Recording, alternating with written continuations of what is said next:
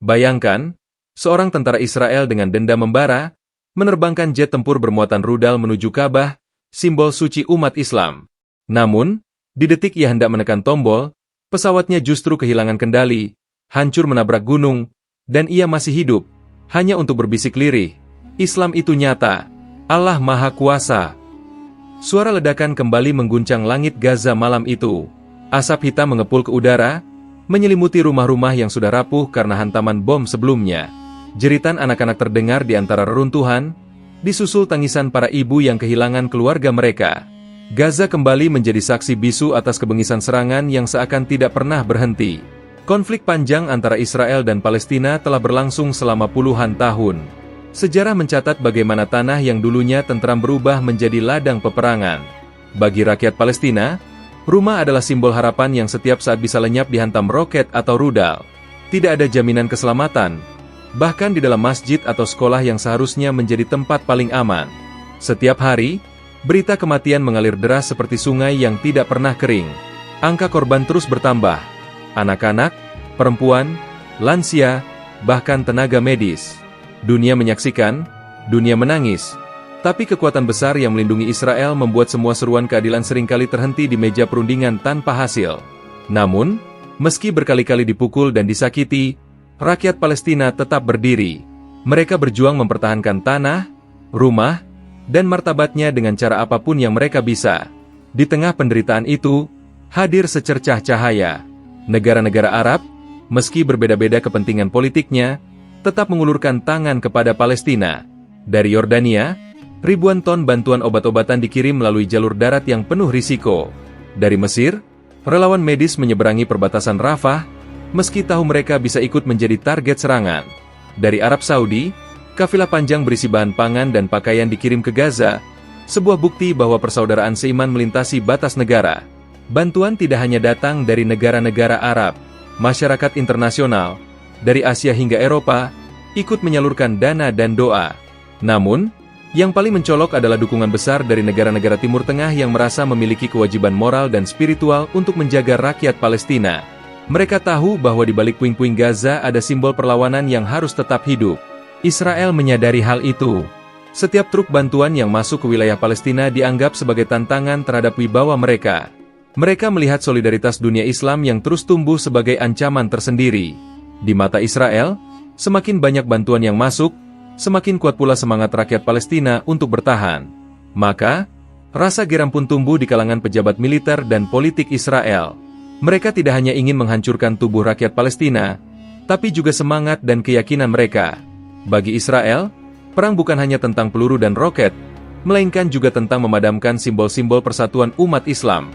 Itulah sebabnya mereka kerap menggempur infrastruktur sipil, rumah sakit, sekolah, bahkan gudang makanan yang didirikan dari bantuan luar negeri. Pesan yang mereka kirimkan sederhana tapi kejam, tidak ada yang bisa menyelamatkan kalian.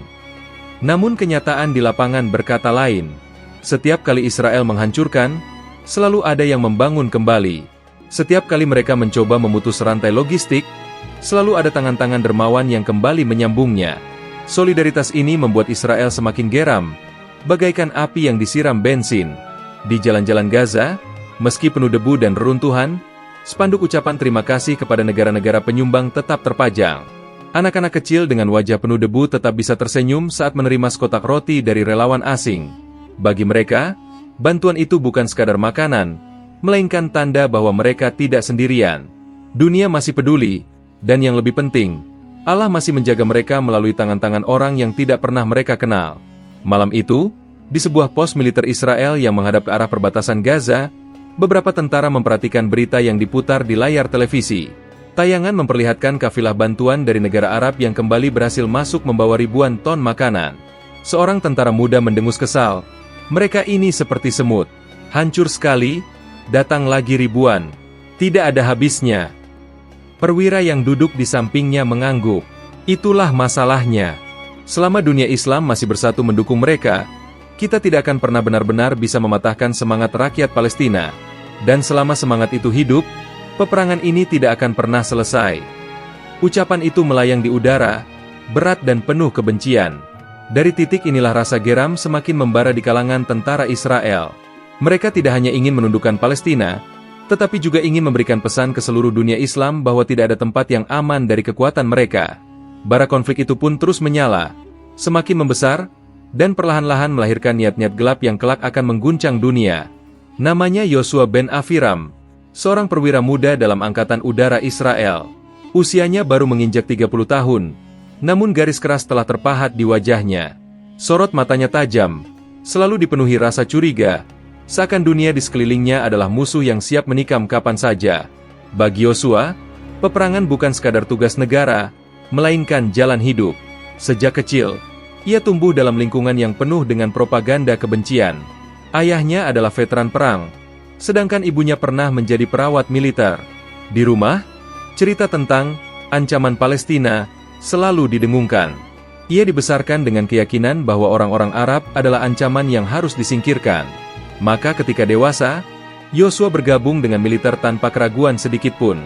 Namun, perjalanan hidupnya di medan perang meninggalkan luka batin yang dalam. Ia menyaksikan rekan-rekannya tewas satu persatu. Ada yang hancur lebur bersama tank yang terbakar. Ada pula yang tubuhnya terpotong ledakan roket di udara. Pemandangan itu menorehkan rasa dendam yang tak terbendung di dalam dadanya. Suatu hari, saat patroli di Gaza, Yosua bersama timnya disergap roket yang ditembakkan dari dalam kota. Ledakan besar membuat kendaraan lapis baja mereka terbalik. Ia selamat dengan luka ringan, tetapi 5 rekannya tewas ketika darah membasahi seragam hijau, teriakan kesakitan menggema di telinganya, dan bau mesiu bercampur daging terbakar menusuk hidungnya. Yosua tak pernah bisa melupakan itu. Sejak kejadian tersebut, Yosua menjadi semakin keras. Ia memandang setiap orang Palestina sebagai pembunuh potensial. Ia tidak lagi membedakan antara anak kecil, perempuan, atau orang tua. Baginya, semua adalah musuh. Kebencian itu membuatnya berani melakukan hal-hal yang bahkan sebagian rekannya anggap berlebihan. Suatu malam, di barak militer, Yosua duduk sendirian di pojok ruangan. Lampu redup menerangi wajahnya yang pucat. Di tangannya, sebuah foto tim patroli yang kini sebagian besar sudah tiada. Matanya berair, tetapi bukan karena kesedihan, melainkan karena amarah yang menuntut balas. Dunia harus tahu siapa yang berkuasa di sini, gumamnya lirih. Sejak saat itu, pikiran Yosua mulai dipenuhi ide-ide gila. Ia tak puas hanya menembaki kamp pengungsi atau menghancurkan gudang makanan. Menurutnya, itu hanya perang kecil yang tidak membuat dunia gemetar. Ia menginginkan sesuatu yang besar, sesuatu yang akan tercatat dalam sejarah sebagai pukulan telak terhadap umat Islam. Dalam benaknya, satu simbol selalu muncul, Ka'bah di Mekah. Baginya, menghancurkan Ka'bah adalah cara paling efektif untuk mematahkan semangat jutaan umat muslim di seluruh dunia. Jika rumah ibadah suci itu hancur, maka dunia Islam akan lumpuh, dan tidak ada lagi yang berani menentang kekuatan Israel. Yosua membayangkan headline berita, Israel menghancurkan Ka'bah, umat Islam terkoyak. Hanya dengan membayangkannya, hatinya terasa lega. Namun ide itu bukan tanpa risiko. Ia tahu serangan ke Mekah berarti perang terbuka dengan dunia Islam, bahkan bisa memicu perlawanan global. Tetapi Yosua sudah tidak peduli. Kebencian yang menggerogoti hatinya lebih kuat daripada logika. Baginya, dunia harus membayar mahal atas setiap rekan yang tewas di hadapannya. Beberapa kali ia mencoba membicarakan idenya kepada rekan sesama pilot. Sebagian tertawa sinis, menganggapnya hanya mimpi orang putus asa. Kau mau perang dengan 1 miliar muslim? Ejek salah satu rekannya. Tapi ejekan itu tidak memadamkan tekad Yosua. Justru semakin membuatnya yakin bahwa hanya ia yang berani melakukan hal tersebut. Hari-hari berikutnya, Yosua semakin larut dalam rencananya. Ia membaca peta udara, mempelajari jalur penerbangan menuju wilayah Hijaz, menghitung jarak, bahkan menandai posisi pegunungan yang bisa dijadikan rute aman. Setiap malam, ia termenung di depan layar komputer, mempelajari sistem pertahanan udara Arab Saudi, mencari celah kecil apapun untuk bisa lolos. Dalam keheningan, bayangan wajah rekan-rekannya yang telah gugur terus menghantui. Mereka seakan menatapnya, seakan menuntut balas. Yosua memegang erat foto timnya. Aku akan membalas dendam untuk kalian. Dunia akan berlutut di hadapan kita, bisiknya. Kemarahan dan dendam telah membutakan matanya dari segala realitas. Ia tidak menyadari bahwa rencana besarnya itu bukan hanya melawan manusia, melainkan juga menantang kuasa ilahi. Namun di hatinya yang gelap, ia yakin bisa mengendalikan segalanya. Tanpa ia sadari, Langkahnya menuju jurang kehancuran baru saja dimulai. Kabar itu tiba pada suatu sore lewat saluran intel yang biasa dipantau Yosua. Laporan singkat di monitor menampilkan grafik aliran bantuan, ton demi ton pangan, obat, dan peralatan medis, yang dikirim dari beberapa negara Arab menuju Gaza lewat jalur darat dan laut. Di antara sederet nama, satu yang paling mencolok baginya, Arab Saudi. Nama itu, entah kenapa, seperti duri di dadanya. Yosua menatap layar dengan napas tertahan. Bukan informasi teknis yang membuatnya terpaku, melainkan maknanya. Ia melihat bagaimana solidaritas itu mengalir, bagaimana tangan-tangan yang tak ia kenal mengangkat potongan roti, mengikat perban, menyalakan selimut di tengah malam yang dingin.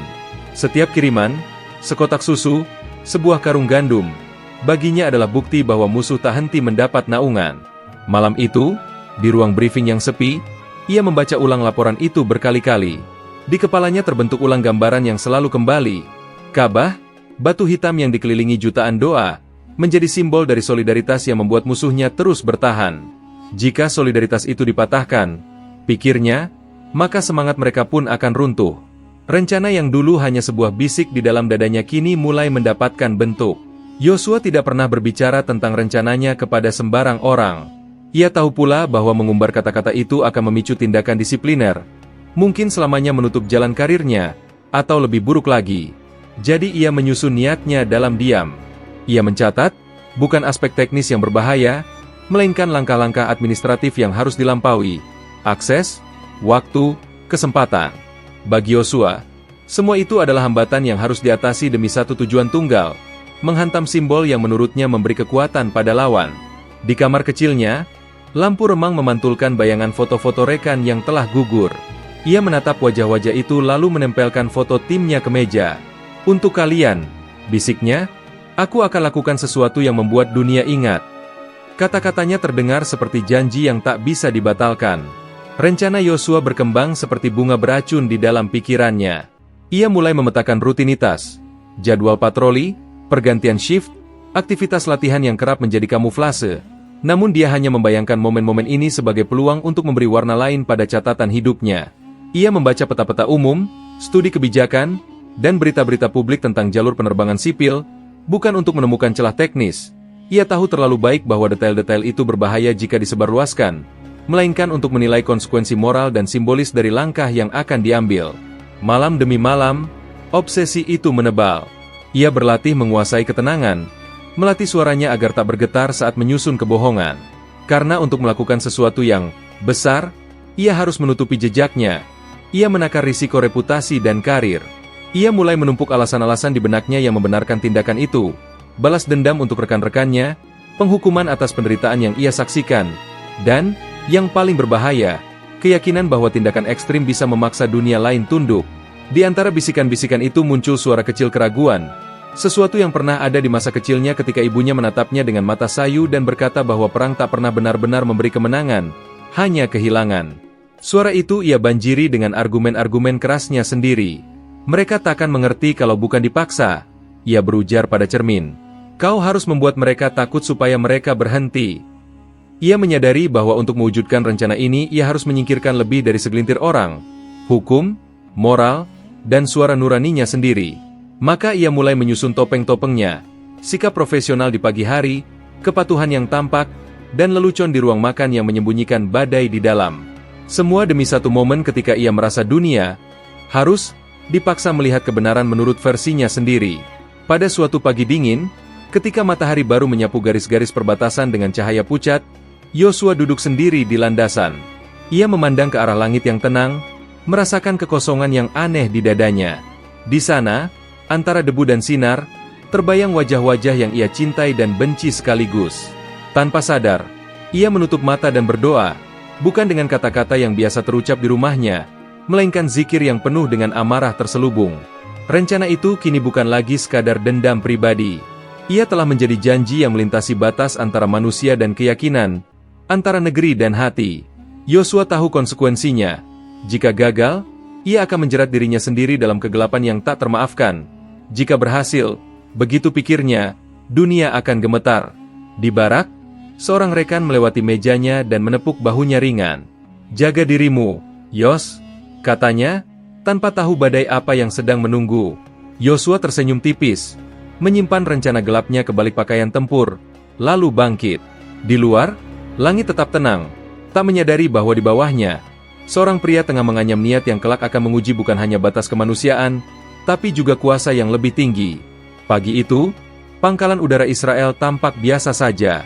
Deru mesin jet terdengar bersahut-sahutan, para teknisi berlalu lalang dengan peralatan di tangan, dan para pilot berbaris menjalani rutinitas.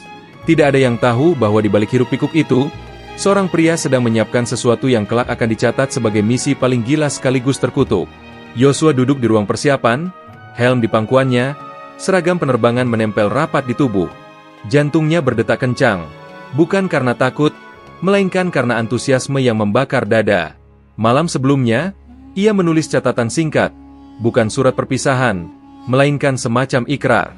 Di kertas kecil itu, ia menuliskan, "Hari ini aku akan menunjukkan pada dunia bahwa kekuatan kami tak tertandingi. Bahkan Tuhan mereka pun tidak bisa menghentikan ini." Ia melipat kertas itu dan menyelipkannya di saku. Persiapan misinya dijalankan dengan hati-hati. Tidak semua perwira mengetahui detail yang akan ia lakukan. Ia menggunakan alasan latihan rutin dan pengujian senjata sebagai kedok. Beberapa teknisi memang memasang rudal di jet tempurnya, tetapi mereka tidak menaruh curiga karena itu adalah prosedur standar. Bagi mereka, Yosua hanyalah salah satu pilot yang menjalankan tugas. Di hanggar, ia berdiri menatap jet tempur yang sudah siap. Mesin baja itu tampak mengilap di bawah cahaya matahari yang muram. Ada kebanggaan yang meluap di dadanya, seolah pesawat itu adalah perpanjangan tangannya, alat yang akan membawanya menulis sejarah dengan api dan besi. Monolog batin Yosua mulai bergemuruh. Mereka menyebut Tuhannya Maha Besar.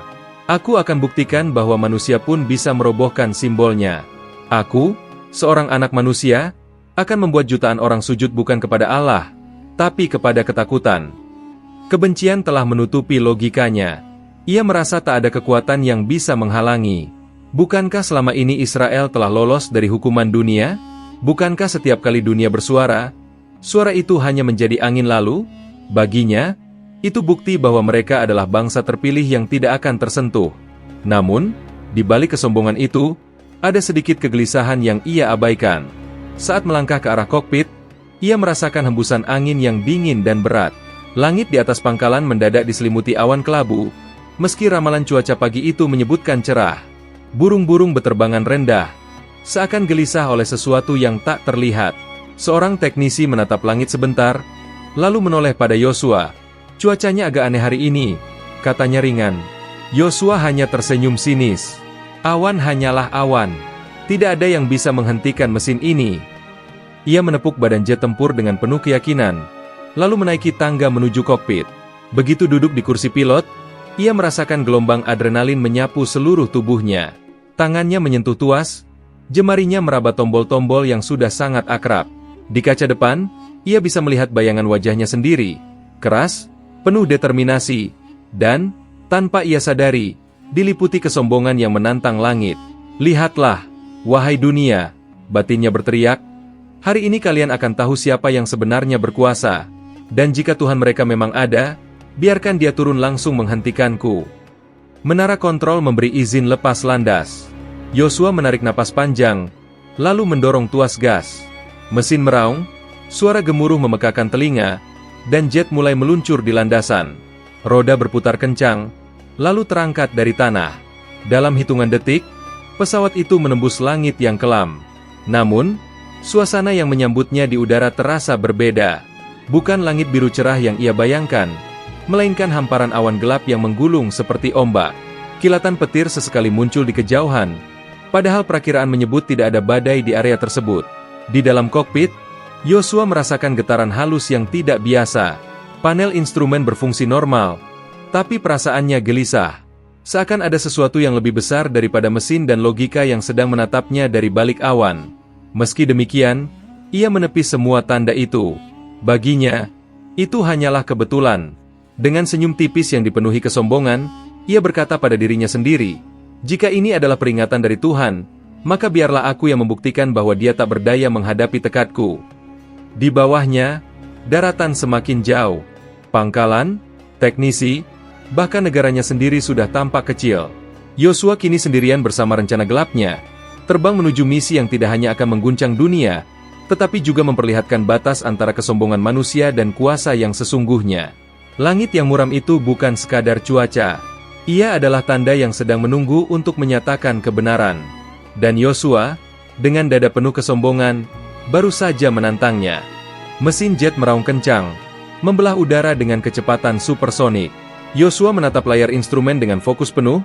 Garis-garis koordinat menunjukkan ia telah meninggalkan perbatasan dan kini memasuki jalur menuju wilayah Arab Saudi. Di balik helm dan masker oksigen, bibirnya melengkung membentuk senyum yang dipenuhi rasa puas. Inilah momen yang ia tunggu. Momen ketika ia merasa tak ada satupun yang bisa menghalangi. Di pusat pengendali radar Arab Saudi, sebuah sinyal asing muncul di layar. Operator muda yang berjaga malam itu mengerutkan kening. Ada pesawat tak dikenal memasuki zona udara kita, ujarnya panik kepada atasannya.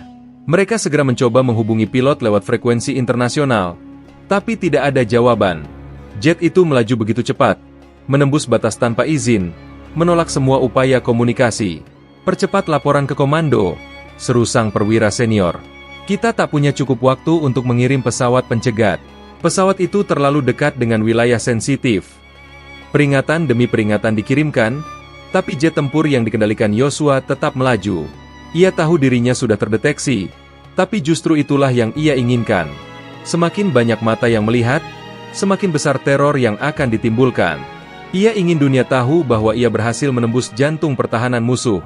Sementara itu, di dalam kokpit, jantung Yosua berdegup kencang. Ia memandang layar navigasi yang menampilkan jalur penerbangan. Setiap detik, jarak menuju target semakin menyempit. Di kejauhan, hamparan padang pasir membentang luas, seakan menuntunnya menuju satu titik kecil yang menjadi pusat seluruh perhatiannya. Sedikit lagi, gumamnya, sedikit lagi dan aku akan membuat sejarah. Langit di atas Hijaz tampak ganjil. Awan kelabu bergerak perlahan, seakan membentuk dinding besar. Sinar matahari yang biasanya terik kini terhalang, menciptakan suasana muram. Yosua tidak peduli. Baginya, cuaca hanyalah hiasan. Tangannya tetap erat menggenggam tuas kendali, matanya tak berkedip dari jalur menuju Mekah. Di ruang radar, para operator mulai panik. Mereka sadar kecepatan jet itu mustahil dikejar dalam waktu singkat. Dia menuju Mekah. Salah seorang berteriak.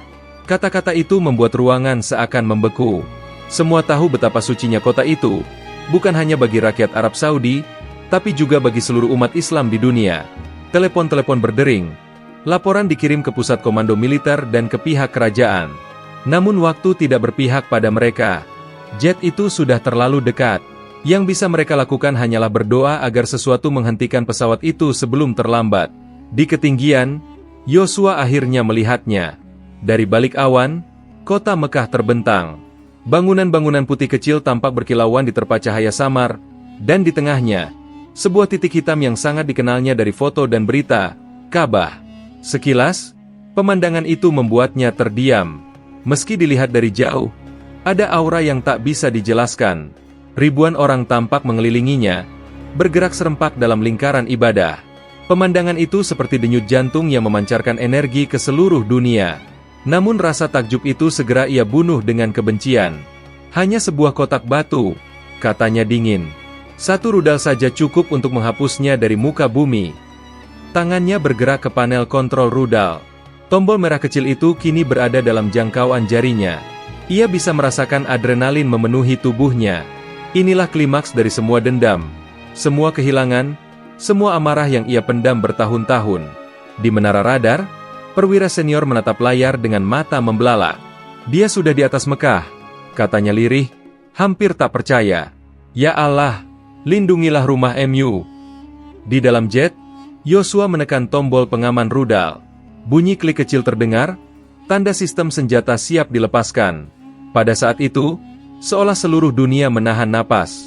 Kota suci, umat yang sedang beribadah, bahkan langit itu sendiri seakan menunggu apa yang akan terjadi. Tapi sesuatu mulai terasa aneh.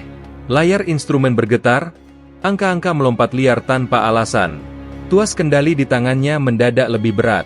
Pesawat yang tadinya stabil kini bergetar hebat, seperti ditarik oleh kekuatan tak kasat mata. Yosua mengerutkan kening.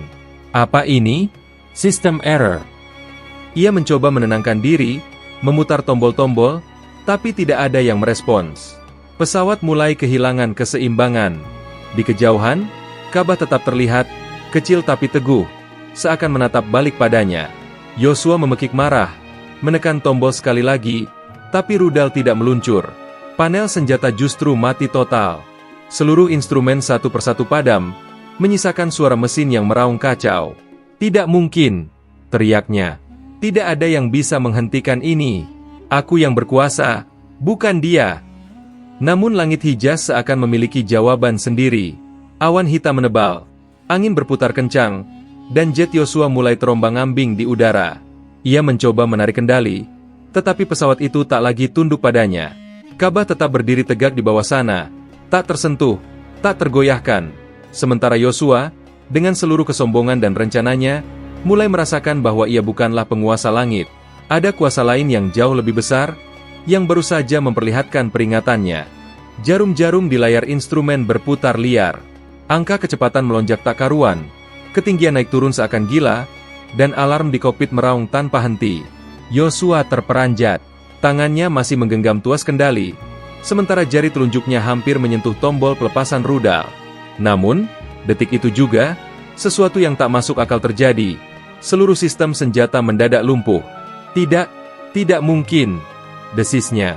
Ia menekan tombol berulang kali, tapi panel tidak merespons. Layar menampilkan tulisan merah, "Sistem Failure." Satu persatu lampu indikator padam, hingga hanya suara mesin yang meraung dengan kasar.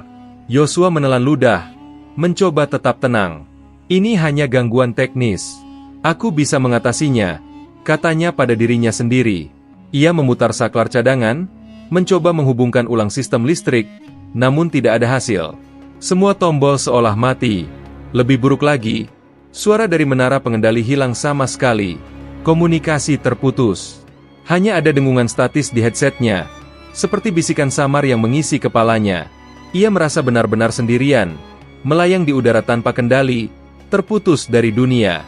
Keringat mengucur deras di dahinya. Ia menarik napas panjang dan mencoba menarik tuas kendali. Tapi jet tempur itu menolak perintah. Pesawat mulai bergetar, kemudian berputar ke kiri dengan kecepatan yang tidak terkendali. Tubuh Yosua terhempas ke samping. Sabuk pengaman menahan dengan keras hingga dadanya sesak. "Tidak, aku masih menguasai ini. Aku," teriaknya, tapi suara teredam oleh raungan mesin yang semakin tak beraturan. Langit Hijaz semakin kelam.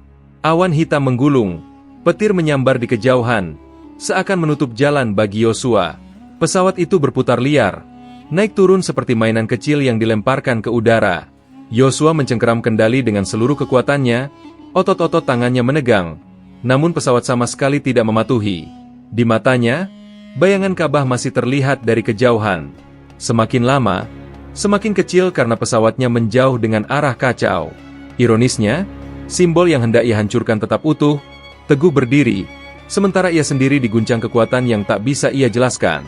Di dalam kokpit, monolog batinnya pecah. "Tidak mungkin ini terjadi.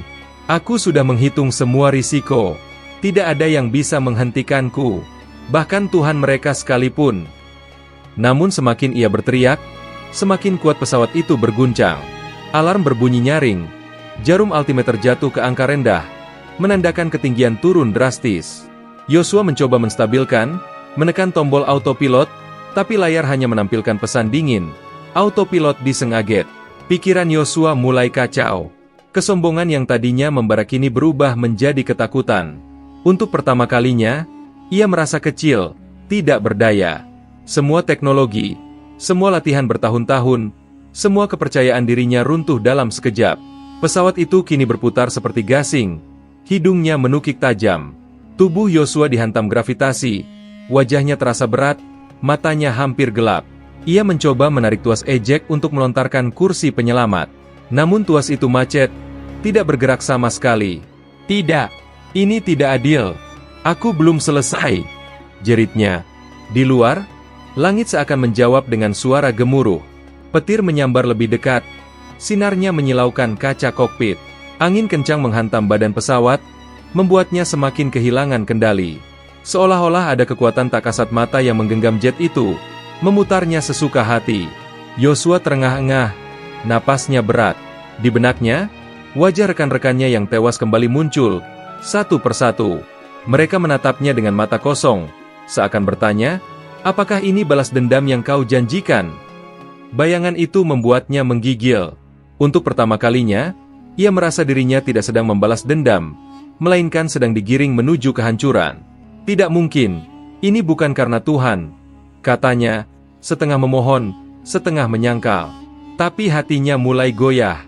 Ada sesuatu dalam dirinya yang berbisik lirih. Inilah jawaban atas kesombonganmu. Inilah kuasa yang tidak bisa kau lawan. Pesawat itu kini meluncur menukik, menghantam angin dengan kecepatan mengerikan.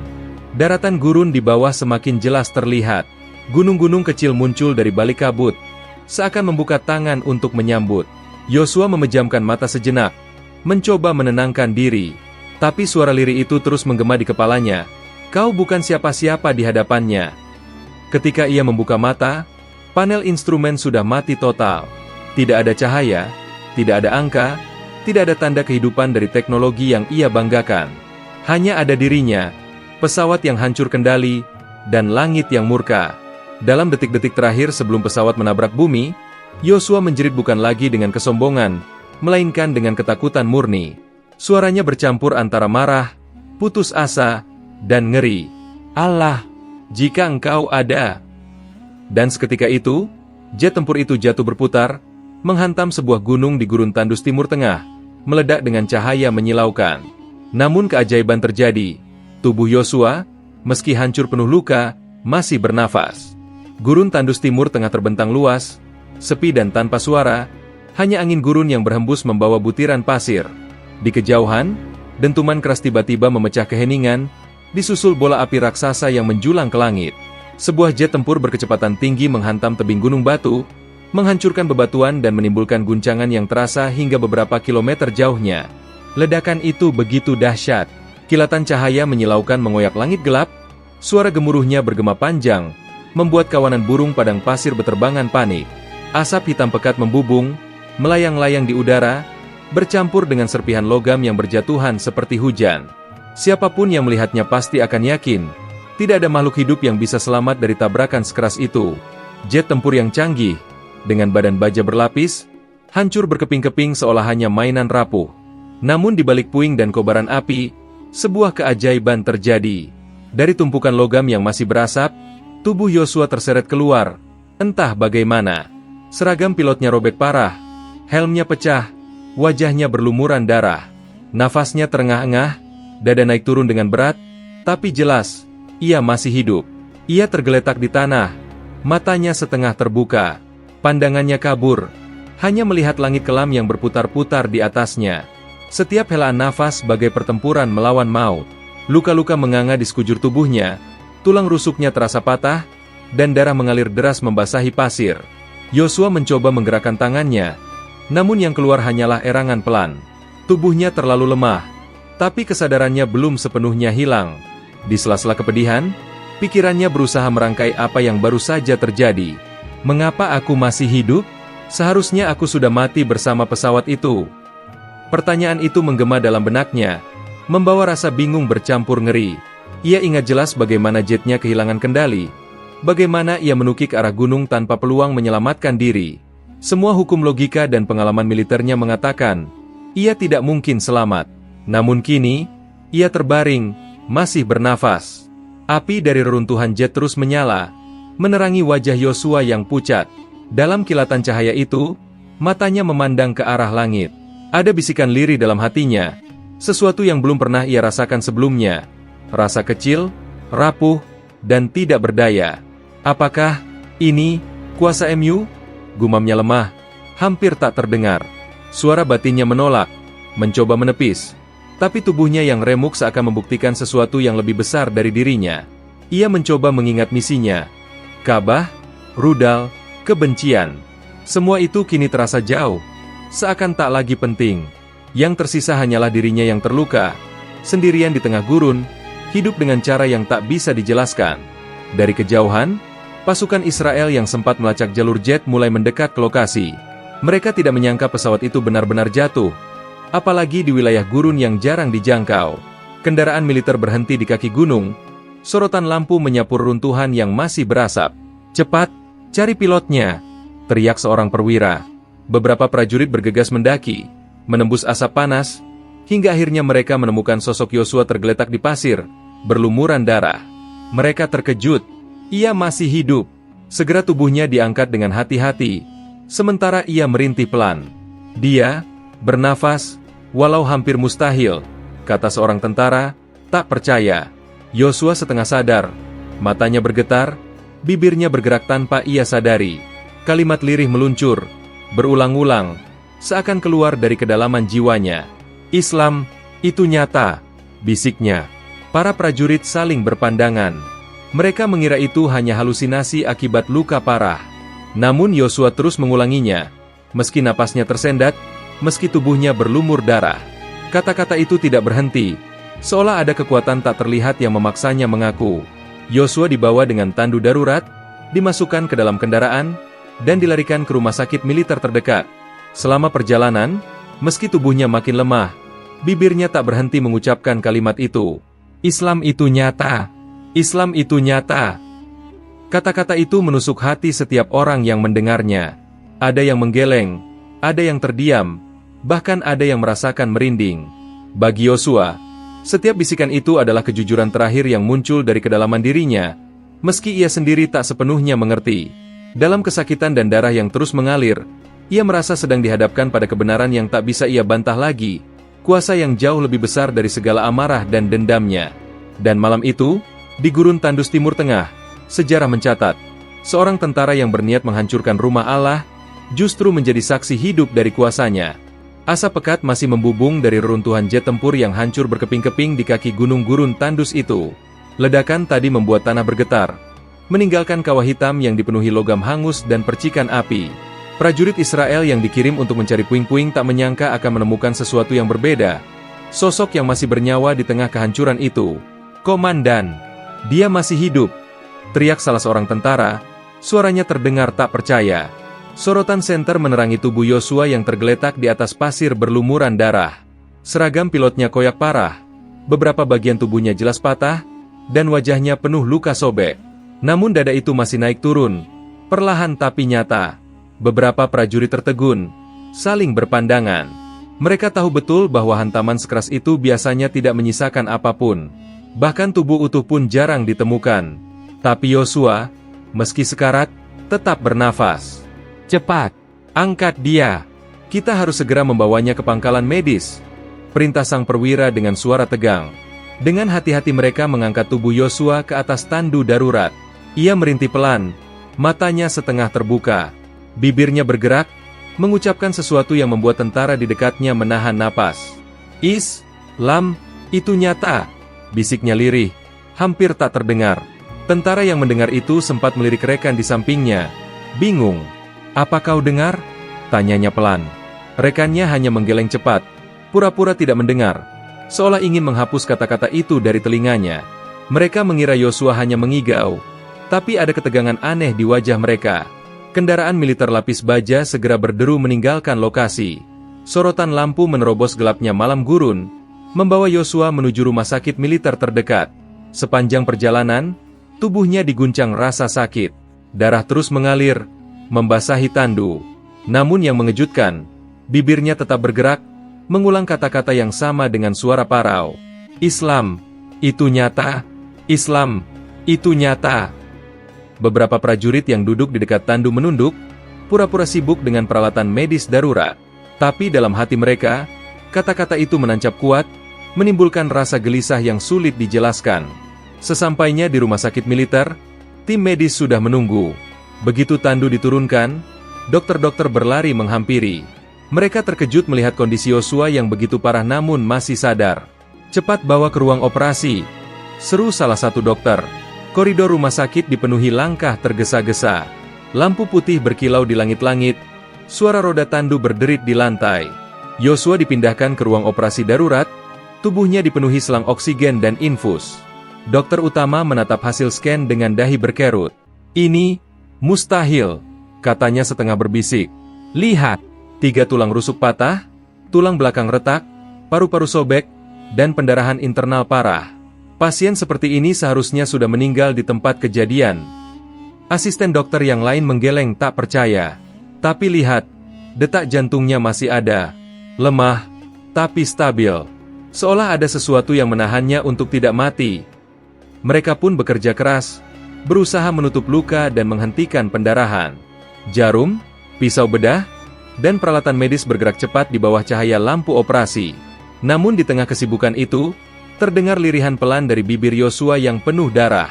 Islam, itu nyata. Salah seorang perawat terhenti, matanya membesar. Ia melirik dokter seniornya, namun tak ada yang berani mengomentari. Semua pura-pura fokus, meski jelas kata-kata itu membuat suasana ruangan berubah hening sejenak. Jam-jam panjang berlalu. Operasi berlangsung penuh tekanan, karena tubuh Yosua seperti medan perang. Organ-organ rusak, tulang retak, dan darah seolah tak mau berhenti mengalir. Namun keanehan tetap sama, ia bertahan. Akhirnya, setelah berjam-jam, operasi dihentikan. Yosua masih hidup, meski dengan kondisi koma ringan. Dokter-dokter kelelahan, menatap satu sama lain dengan wajah sulit dipercaya. Secara medis, ini menyalahi logika, kata dokter utama dengan nada berat. Tubuh seperti ini tak mungkin bertahan. Kalau dia masih hidup, mungkin ada sesuatu di luar kendali kita. Beberapa staf medis terdiam. Ada yang mencoba mengalihkan dengan berkata, kita hanya melakukan yang terbaik.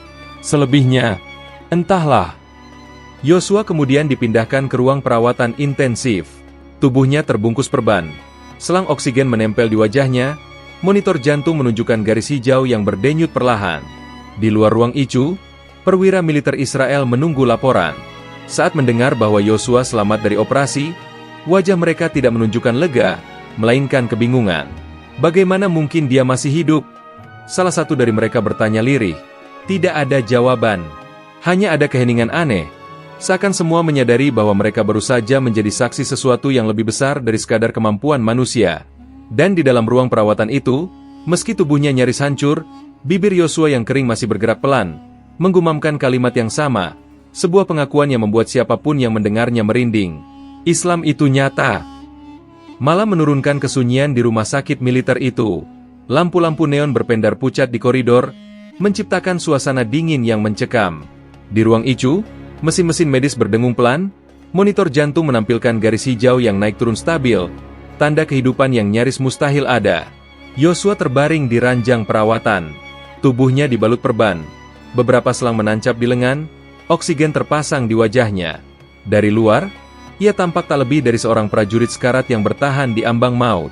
Namun dari bibir kering itu, suara lirih mulai terdengar. Pelan, tersendat, namun jelas. Islam, itu nyata. Seorang perawat yang sedang memeriksa cairan infus spontan menoleh. Ia mengira hanya halusinasi. Tapi beberapa detik kemudian, suara itu terdengar lagi, lebih tegas meski lemah. Islam, itu nyata. Perawat itu menelan ludah, lalu menatap dokter yang kebetulan masuk memeriksa kondisi pasien. Dokter, Anda mendengar itu? Tanyanya, suaranya bergetar. Dokter itu berhenti di depan ranjang, menatap Yosua dengan wajah tegang. Ia menunduk, mendekatkan telinga, memastikan kalimat yang keluar dari bibir pasiennya. Dan benar, dengan mata setengah tertutup, Yosua terus menggumamkan kalimat itu. Islam itu nyata. Islam itu nyata. Ruangan mendadak hening. Suara mesin medis yang biasanya menjadi latar kini terasa seperti gema yang menguatkan kata-kata Yosua. Dokter menghela napas panjang, berusaha menahan keterkejutannya. Ini tidak mungkin, gumamnya. Tak lama, beberapa staf medis lain dipanggil. Mereka berdiri di sekitar ranjang, menyaksikan sendiri. Setiap orang yang mendengarnya menampakkan reaksi berbeda. Ada yang memandang bingung, ada yang menggeleng, ada pula yang menatap ngeri seolah menyaksikan sesuatu yang tak ingin mereka percayai. Dia pasti dalam kondisi delusi pasca trauma. Salah seorang dokter berusaha mencari alasan. Otaknya mengalami guncangan. Jadi ia mengigau. Tapi perawat yang sejak awal mendengar justru menggeleng pelan. Tidak, dokter, itu bukan sekadar igauan. Ia mengucapkannya dengan kesadaran, berulang-ulang, seakan itu pengakuan. Yosua merintih, wajahnya meringis menahan sakit. Namun bibirnya tidak berhenti. Kata-kata itu mengalir lirih, kadang terputus oleh nafas berat, namun selalu kembali. Islam itu nyata. Islam itu nyata. Para dokter saling berpandangan. Wajah mereka memerah antara marah dan bingung. Bagi sebagian dari mereka, kalimat itu adalah sesuatu yang tidak seharusnya keluar dari mulut seorang tentara Israel. Apalagi Yosua dikenal keras, ambisius, dan penuh kebencian. Bagaimana mungkin, di tengah luka parahnya, ia justru mengucapkan hal semacam itu? Salah seorang dokter senior, dengan nada dingin, berusaha menenangkan staf yang lain. Kita fokus saja pada kondisi medisnya. Jangan pedulikan ucapannya. Itu tidak relevan. Namun meski diabaikan, kalimat itu tetap menggema di ruangan, menusuk telinga setiap orang yang mendengarnya. Seolah kata-kata itu punya bobot sendiri, tak bisa dipadamkan oleh penjelasan medis atau alasan logis apapun. Yosua semakin gelisah. Tangannya yang lemah bergerak sedikit, seakan mencari sesuatu. Matanya setengah terbuka, menatap kosong ke langit-langit. Air mata tipis menetes di sudut matanya. Dengan suara parau, ia kembali mengulang, Islam itu nyata, aku melihatnya. Kali ini, para perawat yang ada di ruangan terdiam sepenuhnya. Kata, melihatnya, menimbulkan pertanyaan besar di benak mereka. Melihat apa? Mengalami apa? Apa yang ia maksud? Salah seorang perawat wanita yang paling muda hampir menangis. Ia tak pernah melihat pasien dalam kondisi sekarat mengucapkan sesuatu dengan begitu konsisten. Ia berbisik pada rekan di sampingnya, seolah-olah ia sedang memberi kesaksian terakhir. Namun tak ada yang berani mengomentari lebih jauh. Mereka hanya bisa menyaksikan, sementara pasien itu, dengan tubuh yang nyaris hancur, justru terus mengulang kalimat yang mengguncang hati siapapun yang mendengarnya. Islam itu nyata. Islam itu nyata. Jam terus berjalan. Malam makin larut, namun suara lirih itu tak berhenti. Bahkan ketika Yosua kehabisan tenaga dan suaranya makin pelan, bibirnya tetap bergerak, tetap mengucapkan hal yang sama. Bagi dokter-dokter yang menanganinya, ini menimbulkan rasa frustrasi. Mereka ingin menganggapnya sebagai gejala medis semata, tapi hati kecil mereka diguncang oleh konsistensi pasien ini. Bagaimana mungkin seseorang yang sekarat masih mampu mengulang kalimat yang sama?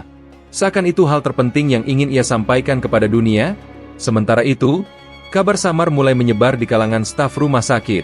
Tentara yang jatuh itu, terus-menerus bicara tentang Islam, begitu bisik-bisik yang terdengar.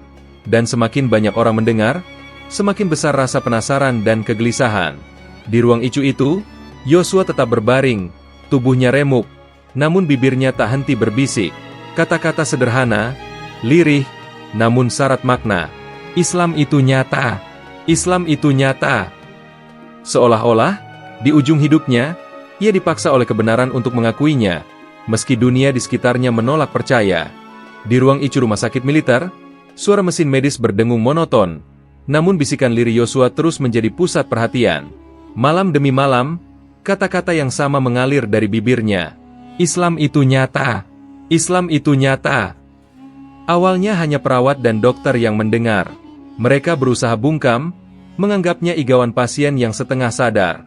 Namun semakin lama, kabar itu mulai bocor, merembes dari satu telinga ke telinga lain, hingga akhirnya keluar dari dinding rumah sakit dan mencapai barak-barak tentara. Di kantin markas militer, beberapa prajurit berkumpul sambil menyeruput kopi hitam.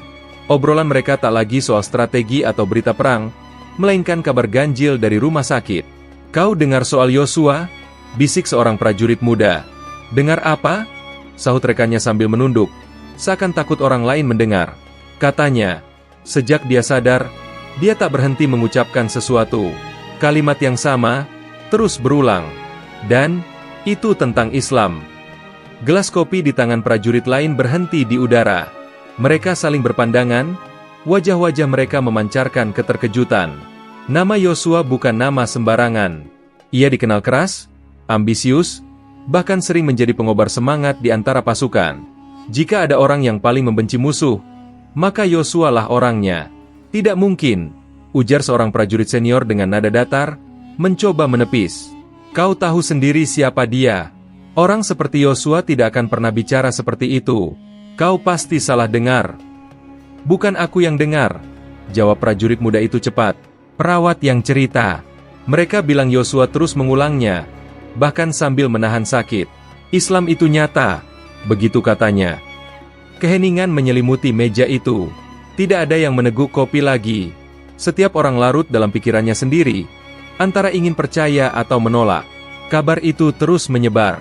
Di lorong barak, di ruang persenjataan, bahkan di ruang rapat kecil antar perwira, bisik-bisik tentang Yosua tak bisa dibendung. Ada yang mendengarnya sebagai gosip, ada yang menyebutnya berita liar yang tidak bisa dipercaya. Namun semakin ditutupi, rasa penasaran semakin membesar. Seorang perwira menengah bahkan berbisik pada rekannya, kalau kabar ini sampai terdengar luas, semangat pasukan bisa hancur. Bayangkan, Yosua yang keras kepala itu, justru mengaku Islam itu nyata. Rekannya hanya mengangguk muram. Mereka tahu betapa cepat rumor bisa menghancurkan moral tentara. Karena itu, sebagian atasan mencoba menekan informasi. Dokter dan perawat diinstruksikan untuk tidak menyebarkan detail tentang pasien itu. Catatan medisnya dikunci rapat. Laporan yang keluar hanya menyebut, pasien stabil namun masih trauma. Namun menutup mulut manusia tidaklah semudah menutup dokumen. Apa yang telinga dengar dan hati rasakan, sulit dibungkam. Apalagi kata-kata Yosua diucapkan dengan nada yang begitu tulus, seolah-olah lahir dari kedalaman jiwa, bukan sekadar halusinasi. Sementara itu, di kalangan prajurit biasa, kabar itu menimbulkan keretakan kecil. Ada yang merasa gelisah. Bagaimana bisa? Yosua yang keras itu, justru berkata begitu? Tanya seorang tentara muda dengan suara gemetar. Jangan percaya, itu hanya bualan orang sekarat. Bentak seniornya, mencoba memotong. Dia tidak sadar, otaknya rusak. Jangan biarkan kata-katanya mempengaruhi kalian. Namun di balik bentakan itu, sang senior pun tak bisa sepenuhnya menepis rasa takut. Kata-kata yang diulang berkali-kali oleh orang yang hampir mati seringkali dianggap sebagai ucapan terakhir. Sebuah kesaksian yang jujur, karena di ambang maut, manusia jarang bisa berpura-pura. Di ruang rapat tertutup, para perwira tinggi membahas masalah ini. Kita tidak boleh membiarkan rumor ini berkembang, kata seorang jenderal dengan suara tegas. Jika pasukan percaya bahwa Yosua, ikon keberanian mereka, berbicara tentang agama musuh, moral akan runtuh. Tapi fakta tetaplah fakta, jawab seorang kolonel dengan hati-hati. Perawat dan dokter mendengarnya langsung. Jika kita paksa mereka bungkam, justru semakin banyak yang curiga. Ruang itu hening.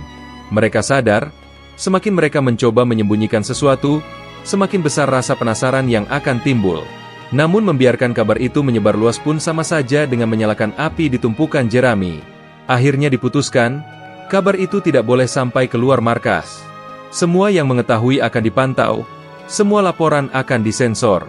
Yosua hanya disebut sebagai pahlawan yang selamat dari kecelakaan. Namun keputusan itu datang terlambat. Bisik-bisik sudah keluar dari mulut ke mulut, hingga ke telinga sebagian tentara di garis depan. Dan meski mereka tak pernah melihat Yosua langsung, kabar tentang ucapannya cukup untuk menimbulkan getaran halus di hati mereka. Di ruang icu, Yosua tetap terbaring, tubuhnya lemah namun bibirnya masih bergerak. Kata-kata yang sama, lirih namun menusuk. Islam itu nyata. Islam itu nyata. Bagi dokter dan perawat yang menjaganya, kalimat itu sudah seperti gema yang tak bisa dihentikan.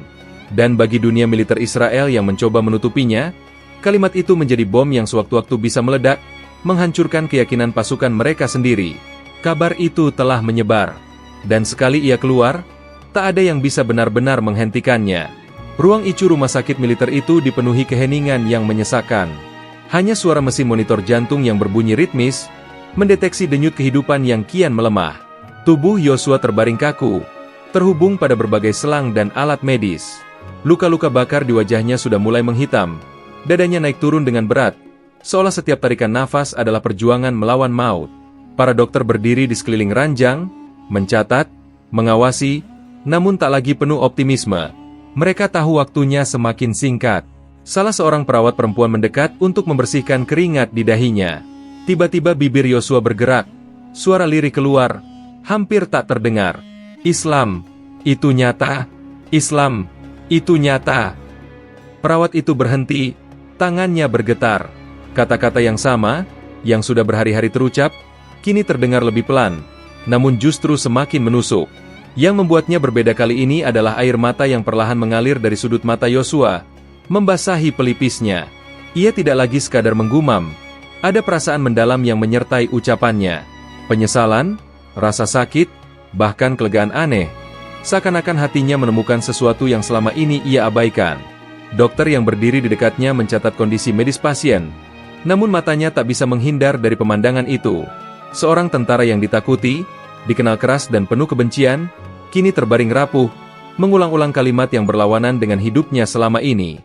Dia tidak sadar, hanya igauan, gumam dokter itu kepada dirinya sendiri, seakan ingin meyakinkan. Tapi getaran suaranya mengkhianati keyakinannya sendiri. Di luar ruangan, dua perwira berdiri berdebat pelan. Jika dia meninggal dengan kalimat itu di bibirnya, bagaimana kita akan menjelaskannya kepada pasukan? Tanya salah satu dengan wajah tegang. Kita tidak perlu menjelaskan apapun, jawab rekannya cepat. Kita akan catat dia gugur sebagai pahlawan, dan tutup semua cerita. Tidak boleh ada yang tahu. Namun ucapan itu terdengar seperti upaya menutup mata dari kenyataan yang tak bisa disangkal. Karena di dalam ruangan, setiap orang yang menjaga Yosua telah menjadi saksi dari sesuatu yang jauh lebih besar dari sekadar kecelakaan. Jam terus bergerak. Nafas Yosua semakin tersengal. Setiap hembusan terdengar lebih berat, lebih dalam, seakan-akan tubuhnya berjuang keras untuk bertahan. Lagi, bibirnya bergetar. Islam, itu nyata. Kali ini, suaranya diiringi isakan kecil, samar, seperti tangisan seorang anak yang tersesat. Air matanya menetes lagi, membasahi bantal putih. Beberapa perawat tak kuasa menahan haru. Ada yang menunduk, ada yang pura-pura sibuk dengan alat medis. Padahal hati mereka bergetar menyaksikan pemandangan itu. Hingga akhirnya, menjelang malam, denyut di monitor mulai melambat. Detak jantungnya melemah. Para dokter bergegas, mencoba memberikan bantuan terakhir, menekan dadanya, memberi oksigen tambahan. Namun tubuh itu sudah terlalu lemah. Di detik-detik terakhirnya, Yosua kembali membuka mulut. Dengan sisa tenaga, suara yang keluar sangat pelan, namun jelas. Maha Kuasa. Kata terakhir itu diucapkannya dengan nafas tersengal. Lalu dadanya naik sekali, turun, dan berhenti. Mesin monitor jantung memekik panjang. Garis hijau yang sebelumnya berdenyut kini lurus. Para dokter berhenti. Ruangan hening kembali. Yosua telah tiada. Perawat yang sejak tadi berdiri di sisi ranjang menutup matanya perlahan dengan ujung jari, sambil menahan air mata. Kata terakhir yang ia ucapkan menggema di benaknya, seakan menjadi penutup dari perjalanan penuh kebencian yang berakhir dengan pengakuan. Maha Kuasa. Seorang dokter menuliskan waktu kematian di catatan medis, tangannya sedikit bergetar. Semua orang di ruangan itu menyadari, mereka baru saja menyaksikan sesuatu yang tak bisa dijelaskan dengan ilmu medis atau logika. Di luar ruangan, perwira yang menunggu hanya diberitahu secara singkat, pasien meninggal dunia. Tidak lebih, tidak kurang. Tidak ada yang berani menyebutkan kata-kata terakhirnya. Namun para saksi di dalam ruangan membawa cerita itu dalam hati mereka, cerita yang mustahil benar-benar bisa dikubur. Bagi sebagian orang, Yosua meninggal sebagai tentara yang gagal dalam misinya. Tapi bagi mereka yang mendengar bisikan terakhirnya, Yosua telah meninggalkan kesaksian yang jauh lebih besar daripada semua peperangan yang pernah ia jalani. Ia menutup usia dengan pengakuan yang tak bisa ditolak, Allah Maha Kuasa. Dan malam itu, keheningan rumah sakit menjadi saksi bisu atas kuasa Allah yang diturunkan di atas orang hamba yang sebelumnya penuh kesombongan, namun akhirnya pulang dengan air mata penyesalan. Malam setelah kematian Yosua, rumah sakit militer kembali sunyi. Ruang ICU yang tadi dipenuhi ketegangan kini kosong, hanya meninggalkan aroma obat dan bekas langkah para dokter. Namun keheningan itu bukan berarti semuanya berakhir. Justru sejak saat itulah, sebuah renungan perlahan tumbuh di hati mereka yang sempat menyaksikan detik-detik terakhir sang tentara. Seorang perawat muda duduk di ruang istirahat, wajahnya pucat. Ia masih bisa mendengar jelas bisikan terakhir Yosua, Allah Maha Kuasa. Kata-kata itu bergaung di telinganya, membuatnya sulit tidur. Kenapa harus begitu? Gumamnya lirih, sambil menatap kosong kecangkir teh di tangannya. Kenapa di saat terakhir dia mengatakan hal itu? Bukankah seumur hidupnya dia benci dengan Islam? Ia mengingat tatapan mata Yosua yang penuh air mata sebelum mengembuskan nafas terakhir. Itu bukan sekadar igauan orang sekarat. Ada kesadaran, ada ketulusan di sana. Perawat itu merasa dadanya sesak, seperti ada sesuatu yang ingin menyeruak tapi tertahan. Di tempat lain, seorang prajurit yang sempat mengawal Yosua dari lokasi kecelakaan juga ikut terguncang. Sejak malam itu, Ia tak berhenti memikirkan kata-kata yang diucapkan oleh sang tentara keras kepala yang dulu menjadi panutannya. Kalau Yosua saja bisa mengakuinya di akhir hidup, apakah mungkin selama ini kita yang salah? Pikirnya dalam hati. Ia mencoba menepis, menyibukkan diri dengan senjata dan patroli, tapi bisikan itu selalu kembali. Saat duduk sendiri, saat malam hening, ia mendengar kembali suara lemah Yosua, Islam itu nyata. Namun di tingkat komando, semuanya berbeda. Kematian Yosua segera dicatat dalam laporan resmi, meninggal akibat luka parah dari kecelakaan pesawat. Tidak ada satupun catatan tentang ucapannya, apalagi air mata yang mengiringinya. Para perwira sepakat, kisah itu harus dikubur. Jika cerita ini sampai keluar, pasukan bisa runtuh semangatnya, ujar seorang kolonel dalam rapat tertutup. Mereka sepakat untuk merahasiakan detailnya. Perawat dan dokter yang bertugas ditekan agar bungkam. Siapapun yang berani membuka mulut akan diadili dengan tuduhan membocorkan informasi militer. Namun, sebagaimana api kecil yang sulit dipadamkan, kebenaran selalu menemukan jalannya. Bisikan mulai terdengar di antara masyarakat sipil. Ada yang mendengarnya dari seorang perawat yang tak kuat memendam rahasia, ada pula yang mendapat cerita dari tentara yang setengah berbisik di kedai kopi. "Kau dengar tentang tentara itu?" Katanya di saat terakhir, dia mengucapkan kalimat orang Islam. Desas-desus itu menyebar seperti kabut tipis. Tidak ada yang berani mengumumkan terang-terangan, tapi semakin banyak yang tahu. Nama Yosua pun berubah menjadi legenda aneh. Seorang tentara yang keras kepala, namun justru tunduk pada kebenaran di ujung nafasnya. Beberapa tentara muda mulai merenung diam-diam. Mereka tak berani mengatakannya, bahkan pada sahabat dekat, tapi hati mereka resah. Apakah mungkin kita salah memahami semuanya? Pikir seorang di antaranya sambil menatap langit malam. Kalau musuh kita benar, lalu apa artinya semua ini? Apa artinya darah yang kita tumpahkan? Pertanyaan-pertanyaan itu menghantui sebagian kecil pasukan, menimbulkan keguncangan batin yang tak bisa diukur dengan senjata atau strategi. Di sebuah desa kecil tak jauh dari garis depan, seorang warga sipil mendengar kabar itu dari saudara yang bekerja di rumah sakit. Ia menatap langit sambil berbisik pada dirinya sendiri. Bahkan di saat terakhirnya, Allah menunjukkan kuasanya. Tak ada yang bisa melawan kehendaknya. Kabar itu, meski diredam, justru menjadi penguat iman bagi mereka yang sempat mendengarnya. Bagi sebagian saksi, terutama perawat yang membersihkan tubuh Yosua setelah ia wafat, peristiwa itu tak ubahnya tanda kebesaran. Mereka tidak bisa mengabaikan apa yang telah mereka dengar. Meski dilarang bercerita, hati mereka berbisik, kebenaran tidak bisa selamanya ditutup. Allah Maha Kuasa. Kalimat terakhir itu bukan hanya penutup hidup Yosua, melainkan awal dari renungan panjang bagi banyak orang.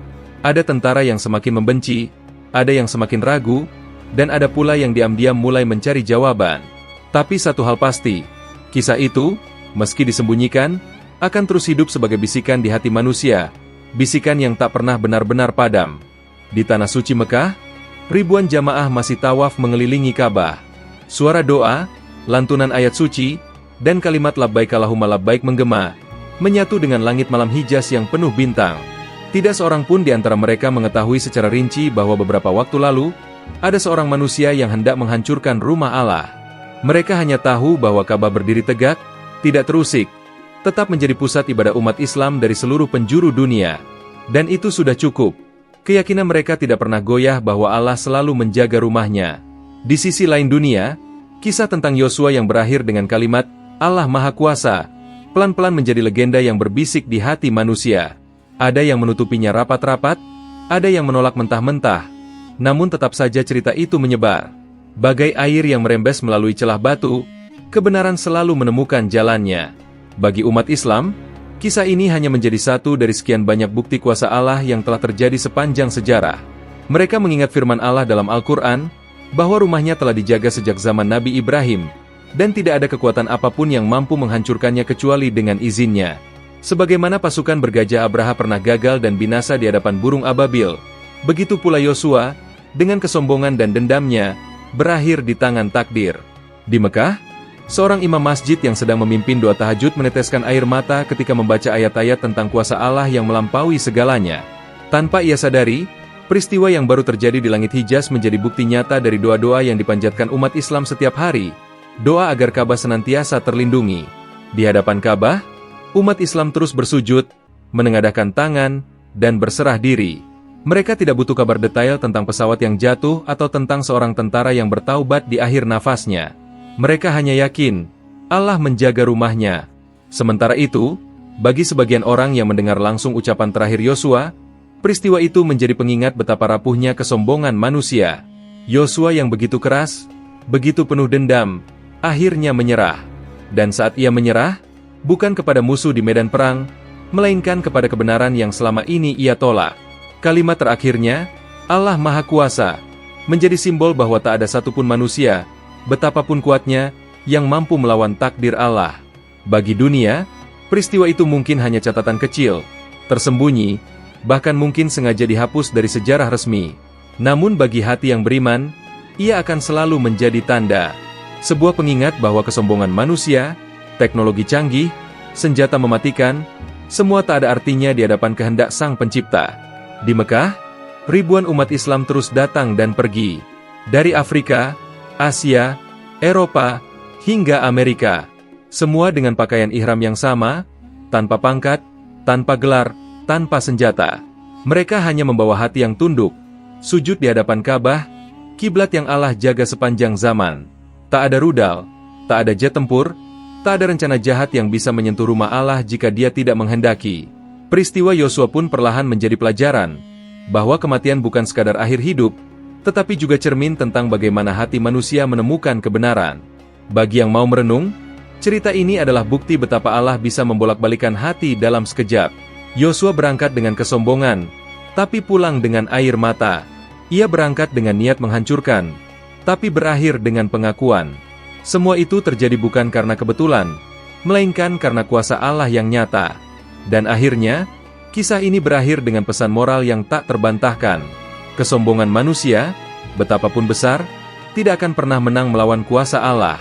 Ka'bah tetap berdiri, doa tetap terpanjat, dan umat Islam tetap yakin bahwa Allah adalah penjaga terbaik bagi rumahnya. Sementara nama Yosua, meski hilang dari catatan resmi bangsanya, akan terus menjadi simbol diam-diam tentang bagaimana kuasa ilahi meruntuhkan kesombongan. Di Mekah, lantunan doa terus mengalun. Jamaah berbisik lirih, Allahumma ifaz hadzal bait. Ya Allah, jagalah rumah MU ini. Dan di langit yang sama, bintang-bintang menjadi saksi bahwa Allah telah, sedang, dan akan selalu menjaga Ka'bah dari siapapun yang berniat jahat terhadapnya.